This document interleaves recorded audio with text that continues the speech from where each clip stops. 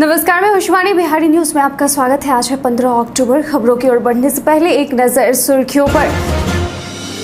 सरकारी स्कूलों में अब हर एक योजनाओं की होगी पड़ताल। साइबर क्राइम से बचने के लिए पुलिस बनाएगी एक संयुक्त रणनीति। बिहार के हर जिले में बनेगा मेडिकल कॉलेज। ब्रिटेन की मिस मफेट बनी जमालपुर रेल कारखाने की धरोहर। 7वीं बार एशिया का चैंपियन बनने उतरेगी टीम इंडिया। अब चलिए बढ़ते हैं बिहार की अब तक की 25 बड़ी खबरों की ओर विस्तार से। एनटीपीसी ने 864 रिक्तियों के लिए जारी किया notification. National thermal power corporation NTPC ने विभिन्न डिसिप्लिन में इंजीनियरिंग एग्जीक्यूटिव ट्रेनिंग के कुल मिलाकर 864 रिक्तियों पर भर्ती के लिए नोटिफिकेशन जारी किया है। इन पदों के लिए अगर शैक्षणिक योग्यता की बात की जाए तो आवेदक को संबंधित इंजीनियरिंग डिसिप्लिन में बैचलर डिग्री होना जरूरी है। इच्छुक और योग्य उम्मीदवार इस वैकेंसी नोटिस से जुड़ी हुई समस्त जरूरी जानकारी और आवेदन करने के लिए इस वीडियो के इसी पेज पर नीचे डिस्क्रिप्शन बॉक्स में दिए गए वेब लिंक पर जरूर क्लिक करें। आवेदन करने की अंतिम तारीख 11 नवंबर 2022 तक है। विस्तृत जानकारी के लिए आप ऑफिशियल वेबसाइट www.ntpc.co.in पर जाकर चेक कर सकते हैं। सरकारी स्कूलों में अब हर एक योजनाओं की होगी पड़ताल। बिहार के सरकारी स्कूलों में अब सिर्फ योजनाएं ही लागू नहीं होंगी बल्कि इसकी पड़ताल भी होगी कि कितने योजनाओं पर कितना काम किया गया है। इसकी पड़ताल के लिए शिक्षा विभाग ने ठोस कदम उठाया है। इसके लिए अधिकारियों की टीम स्कूलों में संचालित लाभुक योजनाओं और सरकारी योजनाओं की हालत की पड़ताल करेंगे। इसके लिए बिहार शिक्षा परियोजना परिषद ने अपने दो अफसरों की 17 टीमों को जिलावार निरीक्षण का दायित्व सौंपा है। साथ ही यह भी तय किया है कि किस टीम के जिम्मे किन 2 जिलों का प्रभार रहेगा। यह आदेश राज्य परियोजना पदाधिकारी असगंबा चुबा आयो ने जारी किया है। निरीक्षण के दौरान शिक्षा की गतिविधि, विभिन्न मदों में राज्य से मिली राशि के समायोजन, समावेशी शिक्षा के संसाधन केंद्र, असैनिक कार्य, प्रखंड शिक्षा कार्यालय की प्रशासकीय एवं प्रबंधकीय व्यवस्था के साथ साथ न्यायालय में लंबित मामलों की भी समीक्षा की जाएगी। इस वजह से बेहद प्रसिद्ध है चौसा।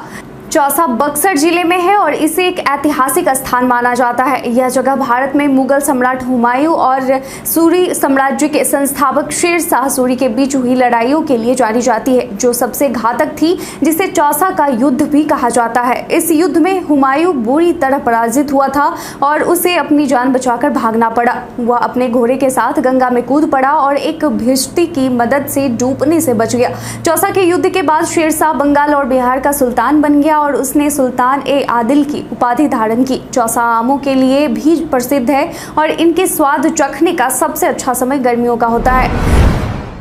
डेंगू पर लगाम लगाने के लिए नियंत्रण कक्ष की हुई स्थापना। बिहार में डेंगू का प्रकोप बढ़ता जा रहा है। सबसे गंभीर स्थिति राजधानी पटना की है। यही इससे सबसे ज्यादा मरीज निकलकर सामने आ रहे हैं। लेकिन राहत की बात है कि इस वर्ष डेंगू के मरीजों में रिकवरी रेट अच्छी है। इस बीच स्वास्थ्य विभाग ने बढ़ते डेंगू के मामले को देखते हुए ठोस कदम उठाया है। विभिन्न स्वास्थ्य विशेषज्ञों, डॉक्टरों ने डीएम डॉक्टर चंद्रशेखर के साथ बैठक की, जिसमें डीएम चंद्रशेखर ने कहा कि सिविल सर्जन द्वारा 24/7 डेंगू नियंत्रण कक्ष की स्थापना की गई है। इसमें 3 पालियों में कर्मियों की प्रतिनियुक्ति की गई है। टेलीफोन नंबर 0612295196 अथवा व्हाट्सएप नंबर 7739851777 पर आम जनता किसी भी सहायता के लिए संपर्क कर सकते हैं। वहीं बताया गया है कि उनके यहाँ पर्याप्त मात्रा में बेड उपलब्ध है। आइसोलेशन वार्ड की कोई आवश्यकता नहीं है। लगभग 25% बेड डेंगू मरीजों के लिए उपयोग हो रहे हैं।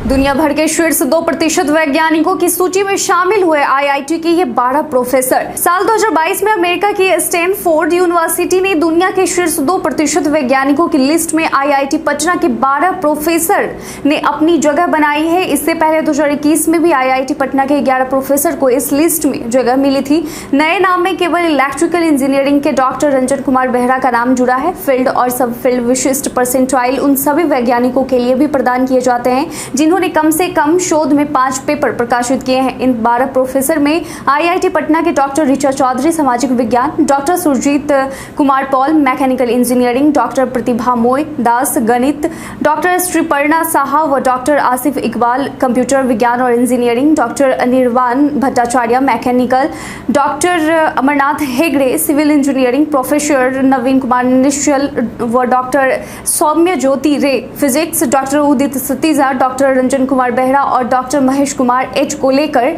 इलेक्ट्रिकल इंजीनियरिंग शामिल है। साइबर क्राइम से बचने के लिए पुलिस बनाएगी एक संयुक्त रणनीति। जितनी तेजी से हम सभी डिजिटलाइजेशन की ओर बढ़ रहे हैं, उतनी ही तेजी से साइबर क्राइम भी बढ़ रहा है। आए दिन हो रही साइबर फ्रॉड ने पुलिस की नींदें भी उड़ा दी हैं। साइबर क्राइम के बढ़ते मामलों को देखते हुए बीते दिन एडीजी मुख्यालय JS गंगवार ने पुलिस की उपलब्धियों और कार्रवाई को लेकर प्रेस कॉन्फ्रेंस की। इस दौरान उन्होंने कहा कि बैंकों में कागजातों के सत्यापन में लापरवाही और टेलीकॉम कर्मियों की लापरवाही पुलिस द्वारा किए जा रहे अनुसंधान में आने पर उन पर भी कार्रवाई होगी। एडीजी ने कहा कि ये दो अलग अलग विभागों की बात है। इस पर बैंक अधिकारी और टेलीकॉम अधिकारियों के साथ एक संयुक्त रणनीति बनाई जाएगी, जिससे साइबर क्राइम के मामले अनुसंधान में मदद मिलने की उम्मीद है। साथ ही इस मौके पर एडीजी ने मीडिया के माध्यम से लोगों से अपील की है कि KYC नॉर्म्स का पालन कर साइबर अपराध से बचें।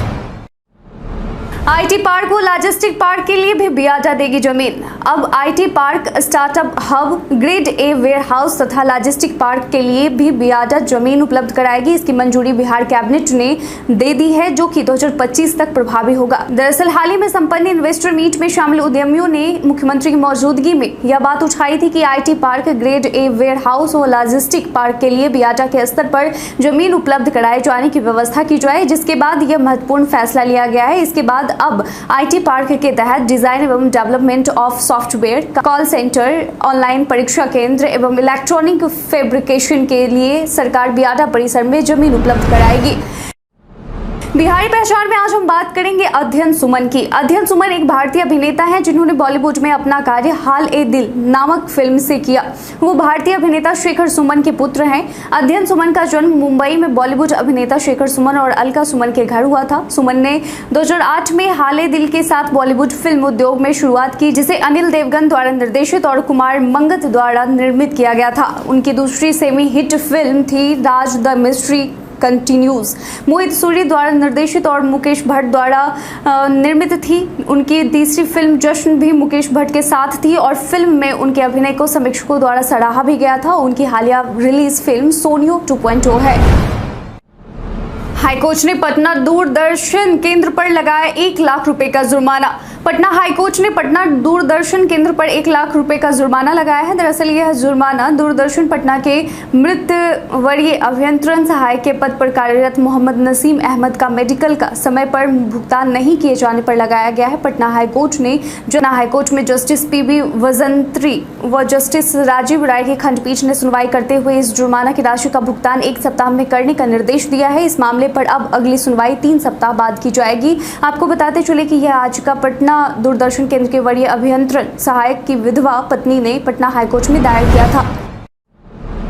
नामांकन में नीलम और सोनम देवी का दिखा शक्ति प्रदर्शन। बिहार में होने वाले 2 विधानसभा सीट मोकामा और गोपालगंज में चुनाव को लेकर नामांकन प्रक्रिया शुरू है। इस बीच मोकामा विधानसभा सीट पर होने वाला उपचुनाव दिलचस्प होता जा रहा है। इस सीट पर 2 बाहुबली नेताओं की पत्नियां आमने सामने हैं। एक तरफ हाल ही में जदयू का दामन छोड़ भाजपा में शामिल हुए ललन सिंह की पत्नी सोनम देवी, तो वहीं दूसरी तरफ जेल में बंद राजद के बाहुबली नेता अनंत सिंह की पत्नी नीलम देवी हैं। इन दोनों ही उम्मीदवारों ने बीते दिन शक्ति प्रदर्शन के साथ मोकामा विधानसभा सीट के लिए नामांकन दाखिल करवाया।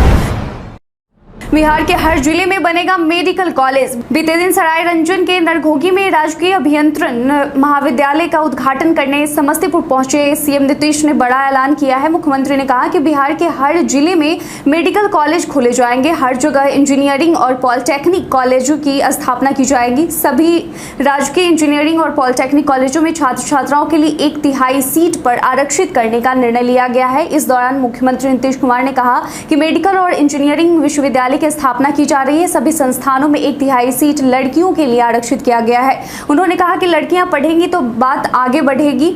लड़कियां यदि शिक्षित होंगी तो प्रजनन दर भी घटे, क्योंकि लड़कियों को ज्यादा समझ है, लड़के को कम।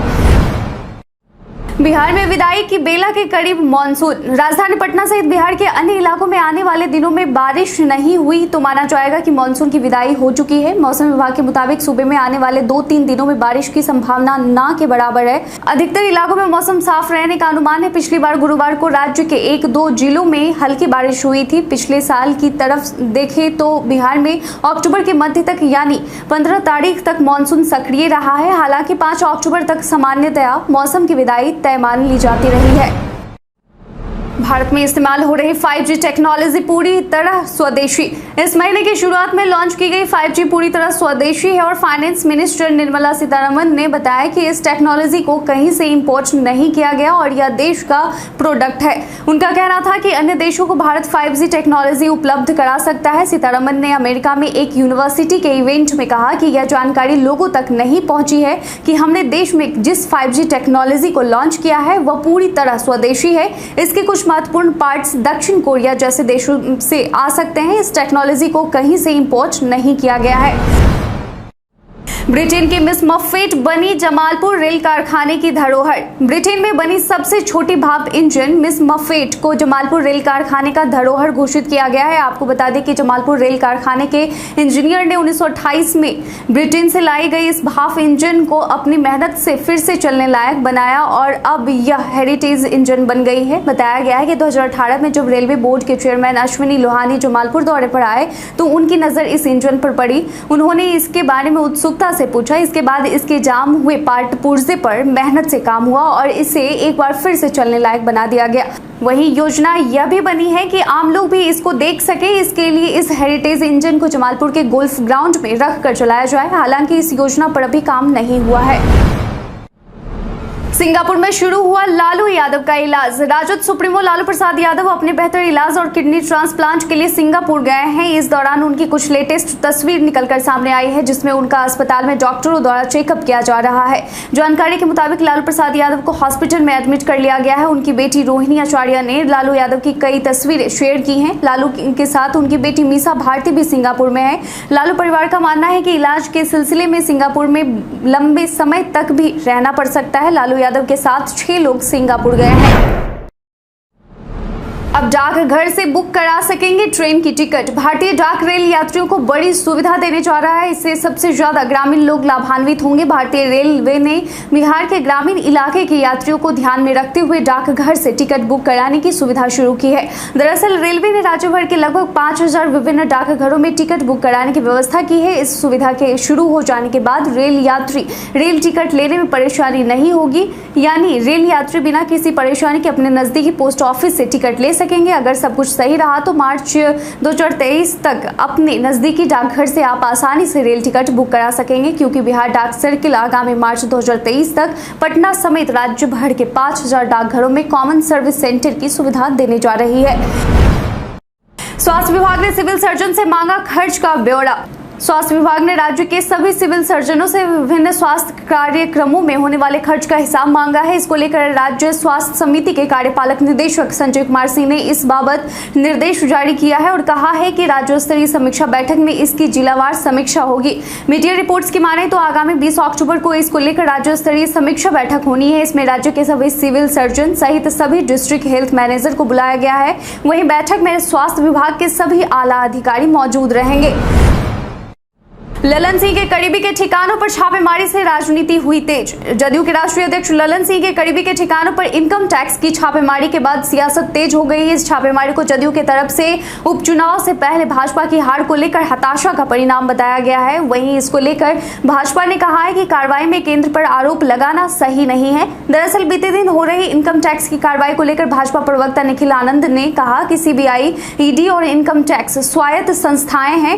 इन संस्थाओं के लिए यह कहना आसान है कि इन्हें केंद्र के इशारे पर चलाया जा रहा है, लेकिन यह सच नहीं है। वहीं भाजपा प्रवक्ता ने निकाय चुनाव को लेकर जदयू के धरना प्रदर्शन को नाटक करार दिया है।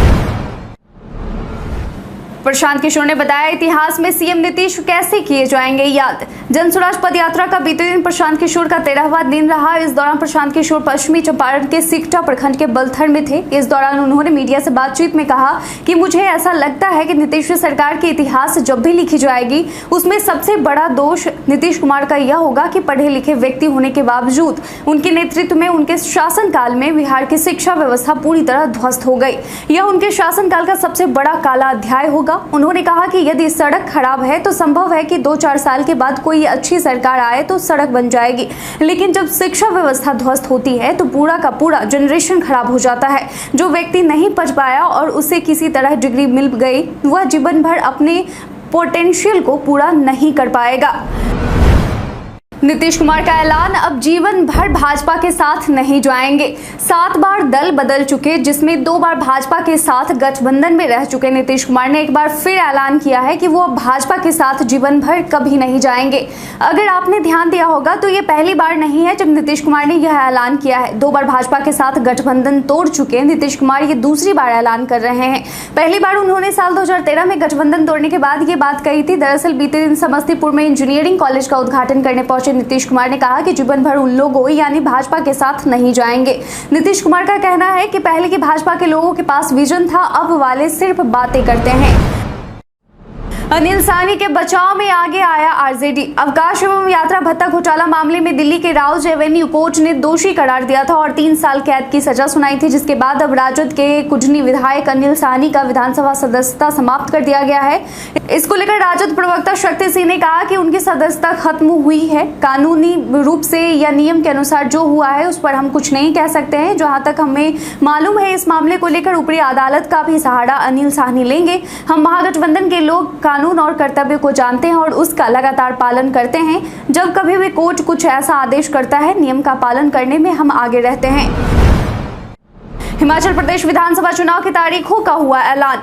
भारत के निर्वाचन आयोग ने बीते दिन हिमाचल प्रदेश विधानसभा चुनाव की तारीखों का ऐलान कर दिया है। हिमाचल प्रदेश में विधानसभा चुनाव के लिए आगामी 17 अक्टूबर को अधिसूचना जारी की जाएगी। इसके बाद 25 अक्टूबर तक नामांकन दाखिल किए जाएंगे। 12 नवंबर को मतदान कराए जाएंगे, जबकि 8 दिसंबर को मतगणना की जाएगी। बता दें कि हिमाचल प्रदेश में 68 विधानसभा सीटों पर चुनाव होगा। यहाँ भाजपा और कांग्रेस में सीधा मुकाबला है। इससे पिछले चुनाव में हिमाचल विधानसभा की 68 सीटों में बीजेपी ने 44 सीटों पर जीत दर्ज की थी, जबकि कांग्रेस ने 21 सीटें हासिल की थी।